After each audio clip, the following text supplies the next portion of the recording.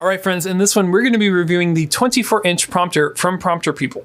Be seen, heard, and better understood through virtual gatherings. Elevate your message with Corporate Streams. Hi, everybody. I'm Noah from Corporate Streams, and I own two of these huge 24-inch teleprompters. And so I shot a little bit of B-roll. I've had these prompters for about 8 months now, and they've been pretty awesome. So there are some good and some bad. So let me go ahead and talk to you about that. We'll go through the specs on the website, and we'll even talk a little bit about the difference between the 19-inch trapezoidal and this 24-inch. So let's jump into it. All right, jumping onto the website here, this is what the 24-inch Flex Plus model looks like. There is two options here for screens. It's regular or high bright. Even though it does say iPad Cradle listed here, if you select it, it's only the iPad Cradle for the 12-inch model, which makes sense. So the difference between the regular and the high bright is the regular is 400 nits versus the high bright, which is 1,000 nits. So the regular can be used indoor and the high bright is in or outdoor. The regular model at the time of this recording is about $2,000.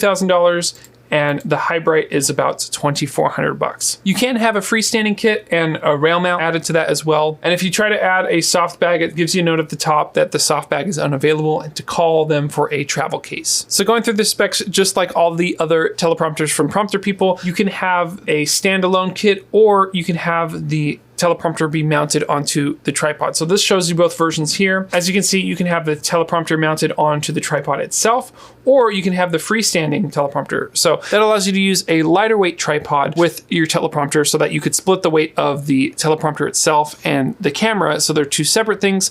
I would always recommend having them on the same tripod. So if you're looking for a heavy duty tripod, Prompter People also sells tripods. So there's the HD 300 and the HD 500, which I have reviews for as well on my channel. So moving down the specs here, it's pretty easy to set up. The glass tilts up and locks in place. Then you tighten some screws. And so that hood and beam splitter also can do the opposite. It can fold down for transport and the sled can be disassembled. So this can compact a little bit smaller than its full built form factor. Camera extrusion or sled can also be detached like I mentioned. And this teleprompter can be used with small or large cameras, as small as palm quarter or as large as ENG cameras. So that's pretty cool. They give a range between 6 and 25 feet for their prompters. So my rule of thumb for a teleprompter is the number of inches divided by 2 equals feet. So hopefully that's not too confusing, but basically if you have a 24-inch prompter, you can go up to 24 feet or you can go as close as 12 feet. If you're closer than 12 feet, then when you start to look and read the text, you'll see your eyes move across the screen. So I would recommend a minimum distance of 12 feet for a 24-inch prompter.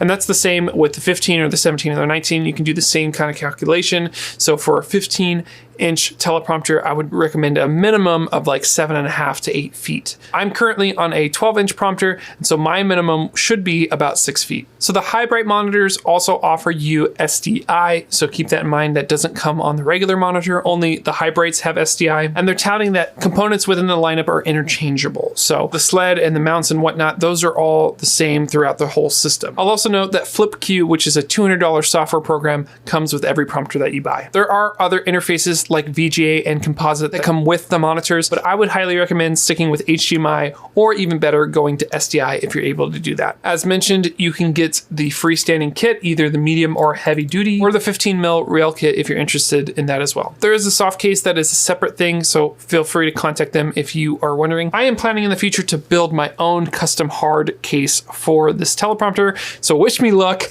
If that works out, I will be posting a video of that once it's all built. The standard glass that it comes in is a 60/40, which means 60% of the light gets transmitted through the glass and 40% gets reflected. There is another option, which is 70/30, which means 70% of the light goes through the glass and 30% gets reflected. But I would recommend the 60/40 so that you have more brightness and clarity on the teleprompter. Most modern cameras allow for better low light performance, so 70/30 is not really necessary for this setup. So what do I like and what do I not like about this teleprompter? Well, first off, there's a lot of things to like about it. It's nice, it's big, bright, and clear, so it's easy to read from a distance. Obviously, with a prompter this big, you do have to consider that there is weight involved. So even though most of the components are made out of aluminum, which is lightweight, when you have a 24-inch monitor, it does add a little bit of weight to your setup. It is kind of bulky and it is kind of large. So I would only recommend the 24 over the 19-inch prompter if you have a distance above 12 feet that you consistently need talent to be at. So you have that space, you have that distance, or if you have somebody who struggles to read prompter because because the text is too small. First off, you want to bump up the text as much as you can, but going to a larger prompter might be necessary for those individuals. So, but the thing to watch out for again is eyes traveling back and forth. So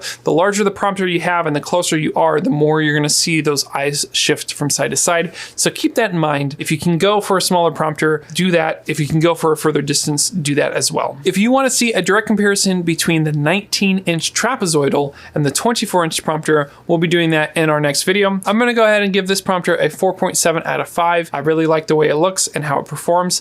Thanks for checking this one out, and we'll see you in the next one.